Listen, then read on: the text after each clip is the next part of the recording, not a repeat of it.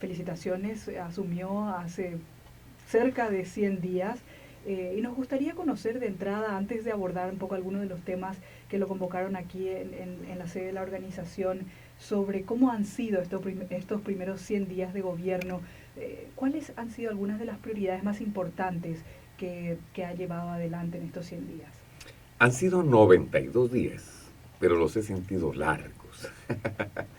Ha sido difícil, pero muy bonito.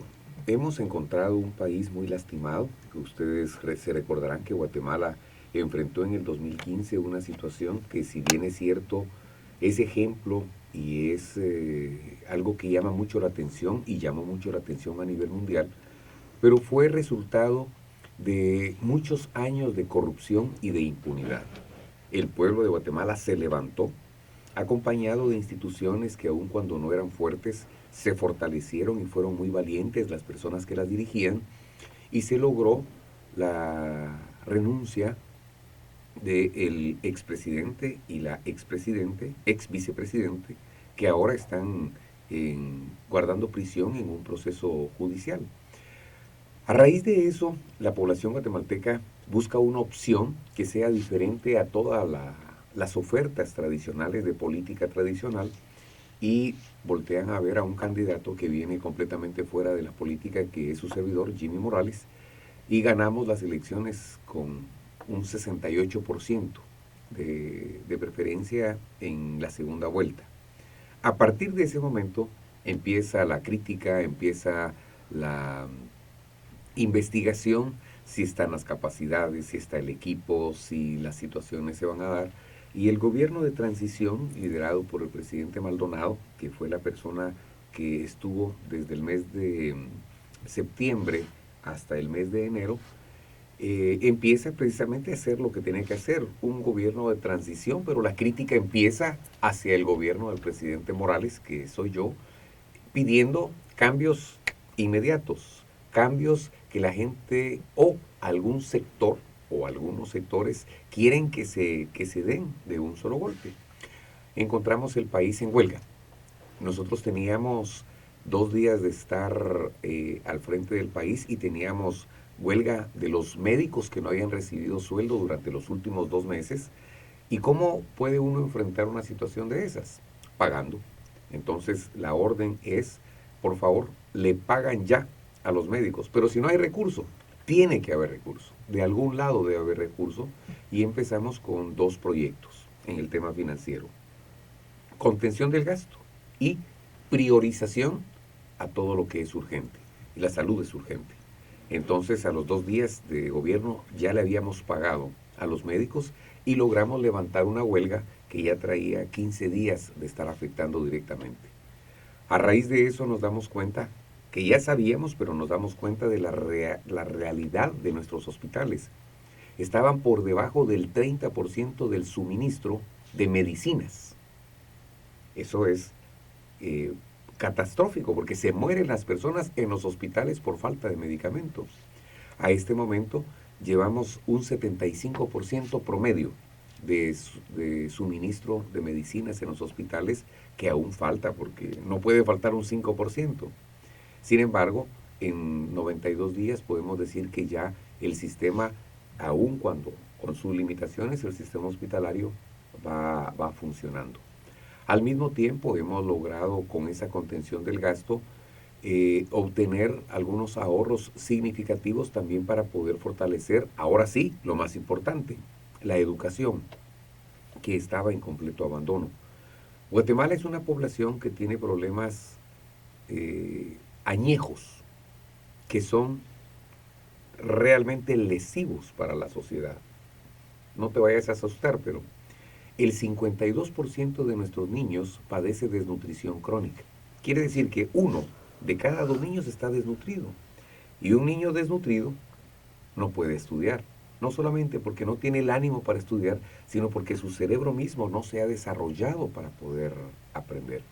Están hipotecando el futuro de la población. Totalmente. Y ha estado hipotecada.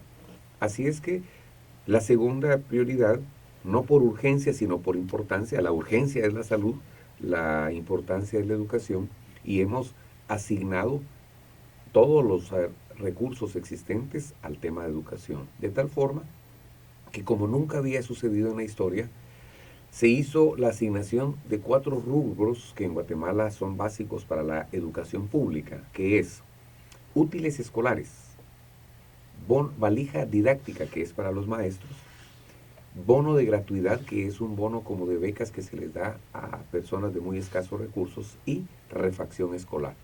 En el mes de febrero ese dinero ya estaba en las escuelas que tienen junta de padres de familias, que es lo que establece la ley.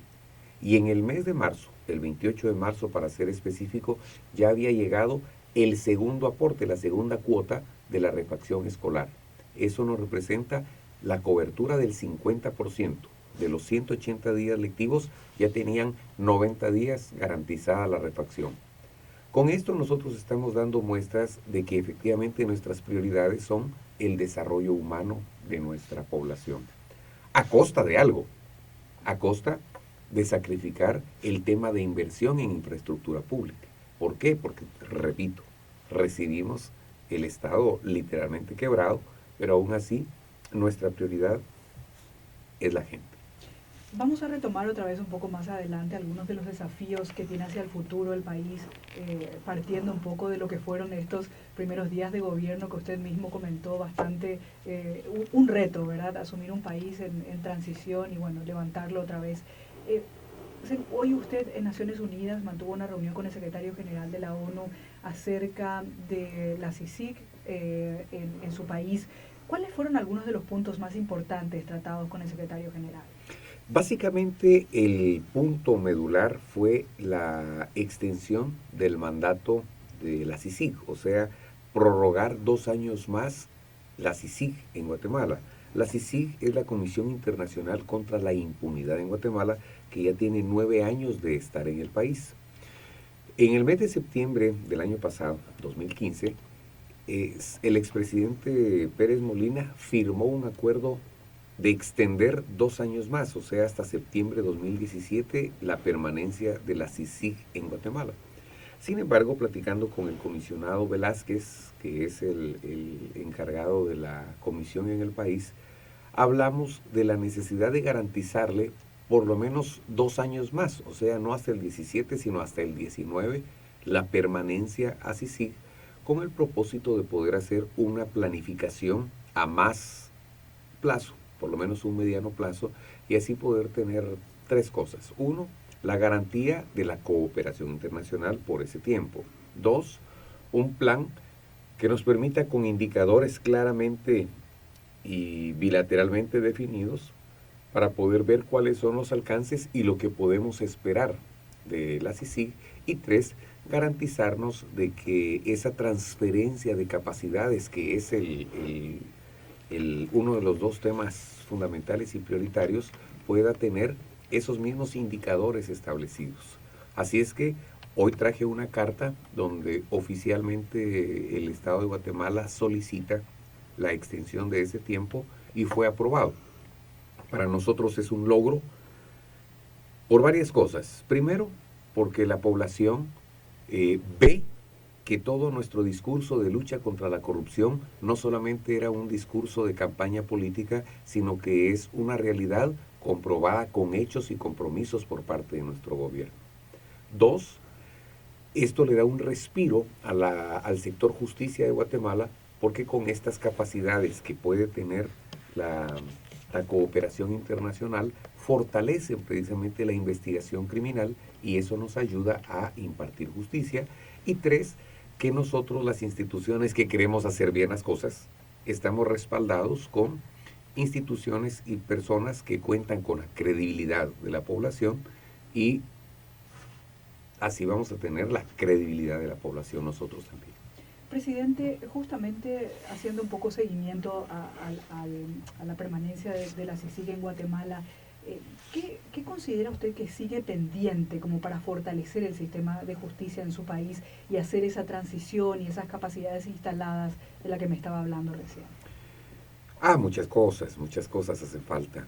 Empecemos por tratar de limpiar todas las estructuras que han sido de una u otra forma impregnadas o infiltradas dentro de todo nuestro sistema. Hay, si bien es cierto, se han hecho algunas capturas de altas personalidades, todavía en los mandos medios y en los mandos bajos quedan parte de estas estructuras muy incrustadas, y también hay personas que operan desde afuera. Hay que seguir trabajando en estas investigaciones criminales para poder dar con ellas. En segunda instancia, definitivamente tenemos que hablar de todo nuestro sistema de tributación, porque con los recursos que actualmente tenemos no es suficiente para poder luchar contra todas estas instancias y todas estas organizaciones paralelas y del crimen organizado. Y finalmente, pues yo creo que también tenemos que hacer mucho trabajo en la sociedad, en la concientización de que si hay alguien corrupto dentro del Estado, muy seguramente hay alguien corrupto fuera del Estado con quien se entra en contubernio para que las cosas sucedan de la forma que han estado sucediendo en el país.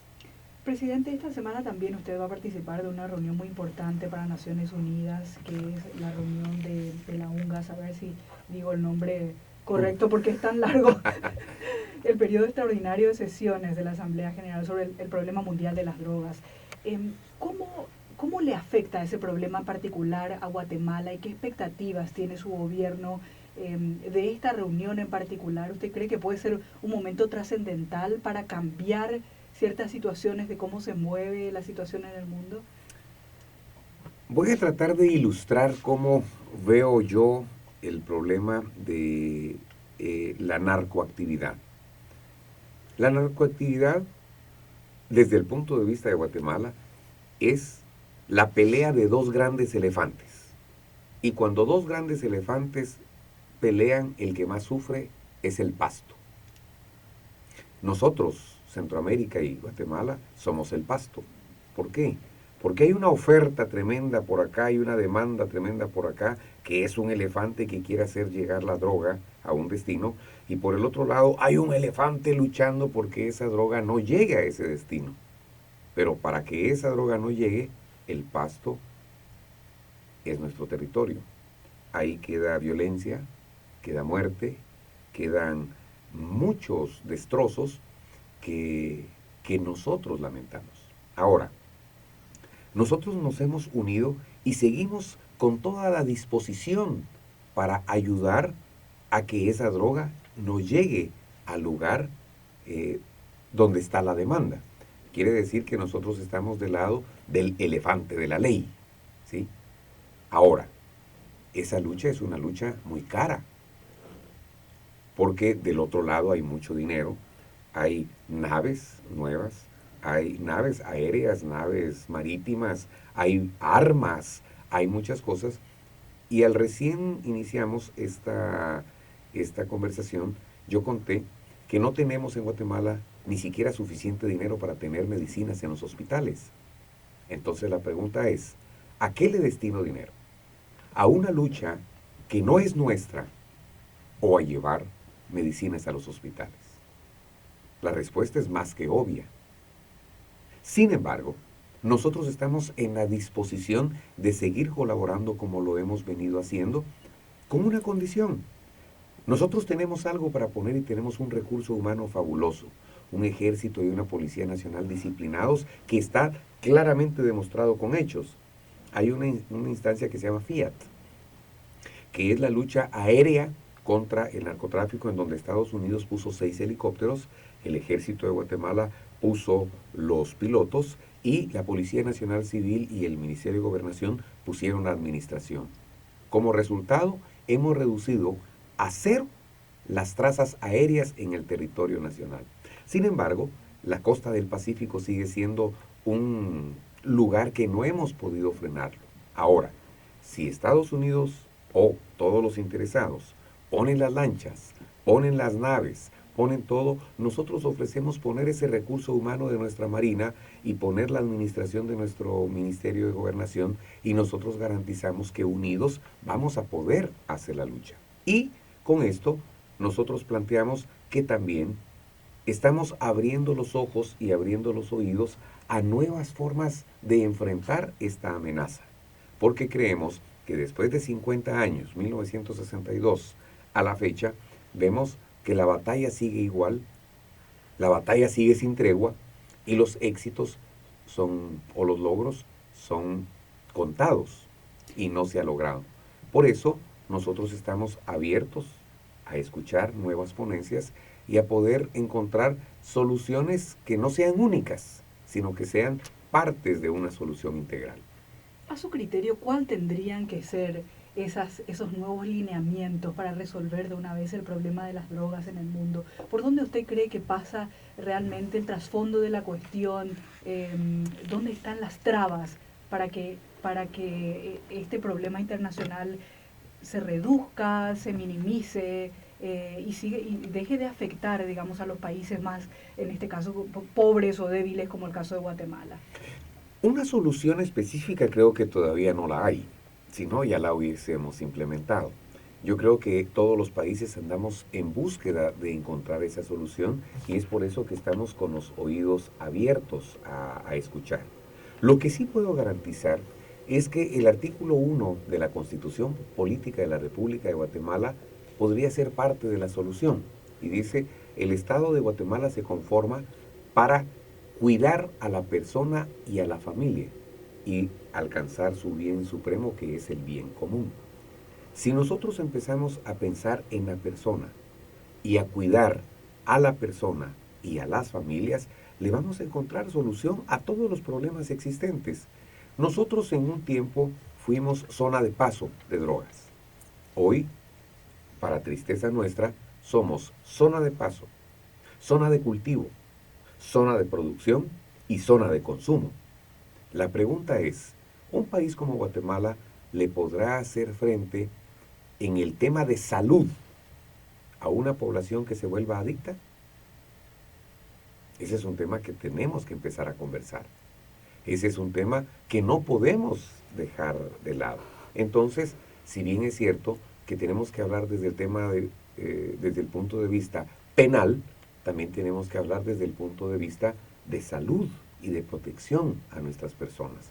Es por eso que nosotros estamos anuentes a oír, anuentes a opinar, anuentes a encontrarle una solución integral a todo este tema. Somos un país que tristemente en los últimos 15 años retrocedió en la pobreza. ¿Por qué? Está la corrupción por un lado de nuestros anteriores gobiernos, pero hay algo que también vamos a dialogar en los próximos días y es el cambio climático. Guatemala es uno de los 4 países que tiene mayor amenaza y mayor riesgo en el mundo y eso lo dicen los estudios de Europa y los estudios de las Naciones Unidas.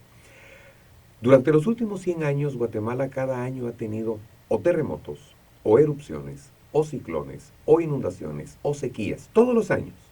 Pero de 1998 para el 2015, Guatemala tuvo entre 2 y 3 desastres naturales que generan más de 2.000 millones de dólares de pérdida para el país. Si a eso le sumamos el tema del narcotráfico que también nos drena, si a eso le sumamos los problemas sociales que nosotros tenemos, somos un país con alta vulnerabilidad. Y es por eso que nosotros debemos participar y debemos ser oídos, porque nosotros queremos, en realidad, no somos parte del problema, pero sí queremos ser parte de la solución. Explico esto. Hay una oferta y hay una demanda. ¿De quién es el problema?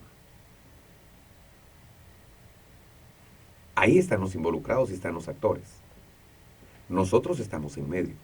Sin embargo, aun cuando no es nuestro problema, nosotros hemos sido parte de la solución y queremos seguir siendo parte de esa solución.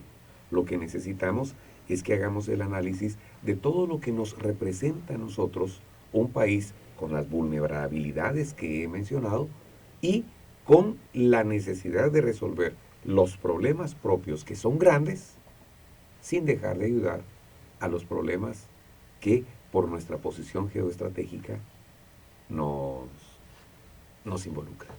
Le agradezco muchísimo por este tiempo. De alguna manera hemos hablado casi de todo, aunque yo en el medio no haya intervenido demasiado, ¿verdad?